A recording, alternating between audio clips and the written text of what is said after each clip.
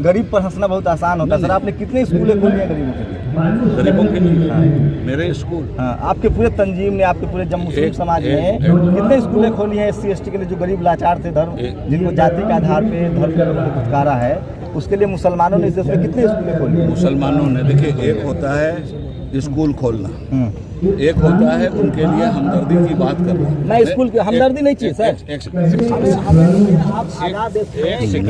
Second मेरी बात को सुनिए। हाँ बताइए। मेरे पास ये फिगर नहीं है। हाँ। अगर फिगर की जरूरत है मैं फिगर कलेक्ट कर लूंगा, बता दूंगा कि आज भी ABU और जामिया जो 2 माइनॉरिटी स्टेटस वाले कॉलेजेस हैं, उसमें रिजर्वेशन लागू नहीं है, जबकि वो सरकारी संसाधन से चल रहा है। इस देश के 90% पसमानदा उसमें रिजर्वेशन क्यों नहीं लागू है? मुसलमान नहीं देना चाहते हैं। क्यों? उसमें मुसलमान सुन तो ये सवाल, इस देश के 90% मुसलमान OBC कैटेगरी में आता है पसमानदा। इस देश का अशरफ मुसलमान उसके अधिकार देने के पक्ष में नहीं है। क्यों?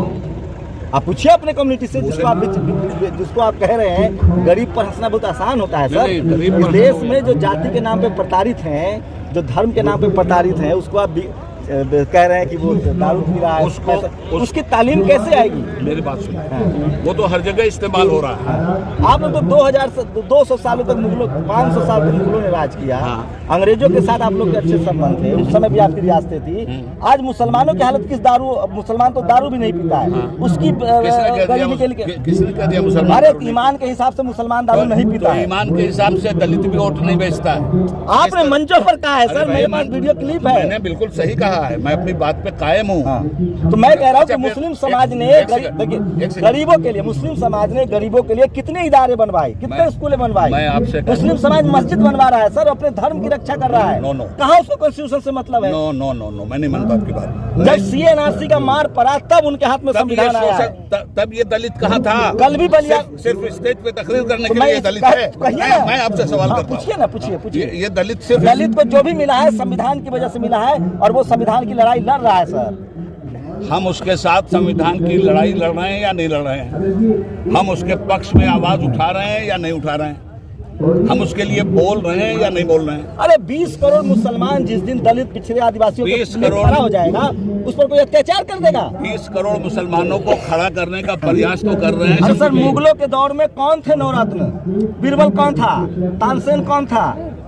मैं क्या कर रहा हूँ? डोडरमल कौन था? बताइए ना इनकी जाति। मेरी बात सुनिए, मेरी बात गौर से सुनिए, धीरज से सुनिए। सबों ने राजनीति की थी, किसी ने सियासत नहीं की थी। राजनीति के गुनहगार मुगल भी थे, राजनीति के गुनहगार अंग्रेज भी थे, और राजनीति के गुनहगार हमारे यहाँ, सुनिए, बहुजन समाज पार्टी भी थी। ठीक है, मैं आप बोलिए। सुनिए, मुझे देखिए, मैं मान रहा हूँ, मैं बहुजन हूँ, मैं मान रहा हूँ कि मैं गरीब हूँ, लाचार हूँ, मैं अपना वोट देता हूँ।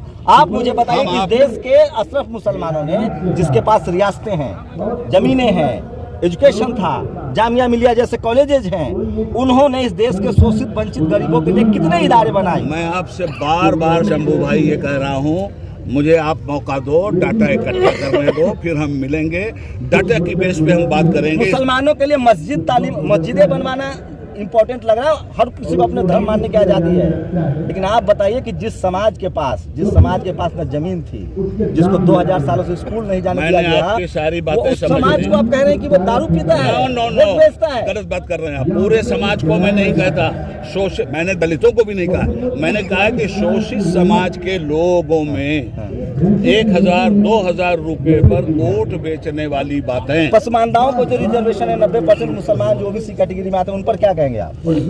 देखिए, वोट बेचते हैं। रिजर्वेशन मिल कहाँ रहा है? अरे है ना, संविधान में है ना सर, है ना, इम्प्लीमेंटेशन है ना, सरकारें देंगी, लड़ना पड़ेगा उसके लिए। मैं तो उसी के लिए तो लड़ रहे हैं, और किसके लिए लड़ रहे हैं? तो आपको लगता है गरीब मुसलमान वोट बेचते होंगे कि नहीं बेचते होंगे? उस पर क्या रहा है?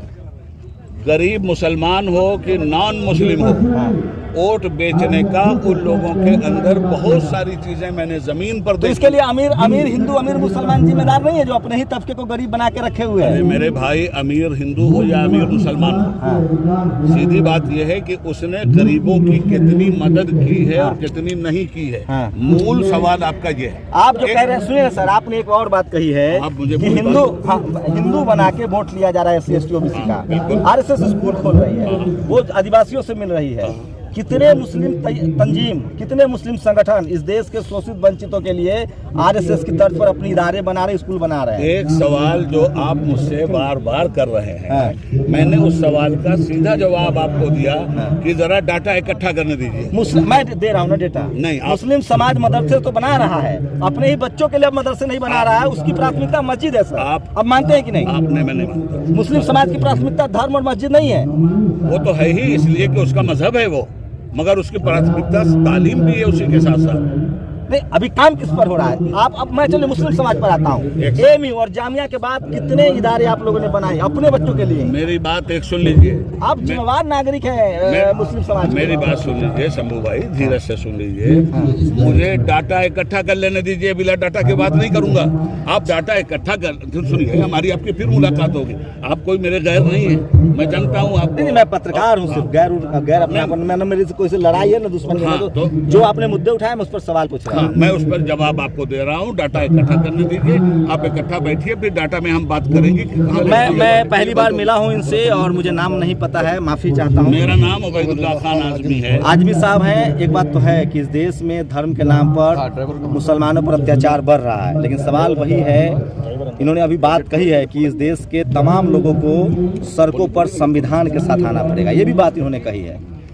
इनका ये भी आरोप है कि जो गरीब लोग हैं, जो शोषित वंचित समाज के, जो SC ST OBC के लोग हैं, वो अपना वोट बेच रहे हैं। मैंने इनसे इसलिए इंटरव्यू करना उचित समझा कि सवाल ये है कि इस देश के जो अमीर लोग हैं, क्या उनके लिए आप इस देश के 90% गरीबों के लिए एजुकेशन जरूरी है, उसके बच्चे के लिए अस्पताल जरूरी है, या इन लोगों को अपना धर्म बचाना? कह दीजिए कि आप उनके डाटा के बाद फिर मैं आपसे बात करूंगा। हाँ, मैं बिल्कुल बात करूंगा, लेकिन मैं फिर वही सवाल छोड़ रहा हूँ। एक तरफ धीरेन्द्र शास्त्री जैसे लोग हैं जो अपने धर्म का परचम की बात करता है, दूसरी तरफ इस देश के अशरफ मुसलमान हैं। सवाल है कि इस देश में जब से संविधान आया, उसने कहा था कि वैज्ञानिक टेम्परामेंट पर बढ़ेंगे, धर्म आपका निजी मसला है। लेकिन मेरा एतराज़ इसी बात से था कि क्या किसी कम्युनिटी को वोट बेचने वाला कहना, शराब पीने वाला कहना क्या जायज़ है? और दूसरी सवाल है कि मुस्लिम समाज की प्राथमिकताएं क्या है?